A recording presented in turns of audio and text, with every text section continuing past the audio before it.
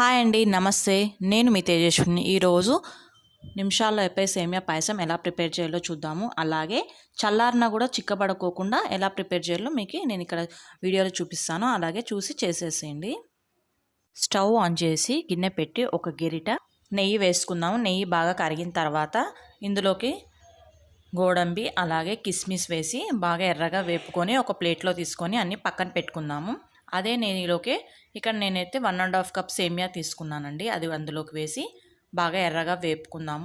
అలా వేగిన తర్వాత ఇందులోకి నేనైతే వాటర్ వేసి సేమియాని ఉడికించుకున్నానండి. ఒక 50% దాకా అలా ఉడికించుకున్న తర్వాత పాలు వేసుకున్నా కూడా మనకి పాయసం చిక్కబడుకోకుండా ఉంటుంది. తర్వాత ఇందులోకి ఒక 2 గ్లాసెస్ మిల్క్ కూడా యాడ్ చేశాను, చిక్కటివి. బాగా మిక్స్ చేసి సేమియా పూర్తిగా ఉడికిన తర్వాత మనం ఇందులోకి చక్కెర యాడ్ చేసుకోవాలి. ఎప్పుడైనా కానీ నేను ఇక్కడ 1.5 కప్ సేమియాకి 1 కప్ షుగర్ యాడ్ చేశాను. మీకు స్వీట్నెస్ ఎక్కువ కావాలంటే ఇంకాస్త ఎక్కువగా యాడ్ చేసుకోండి. అలాగే ఫైనల్గా అయితే ఇలా యాలక్కల పొడి చల్లేసి ఇందాక వేపుకున్న డ్రై ఫ్రూట్స్ కూడా యాడ్ చేసేస్తే మన టేస్టీ అయిన సేమియాల పాయసం అయితే ప్రిపేర్ అయిపోయింది. మీకు ఈ వీడియో నచ్చినట్టయితే లైక్ చేయండి, షేర్ చేయండి, అలాగే సబ్స్క్రైబ్ చేసుకోండి. Thank you so much for watching this video. అలాగే మీరు కూడా ట్రై చేసి ఎలా కుదిరిందో కామెంట్ సెక్షన్లో తెలియజేయండి.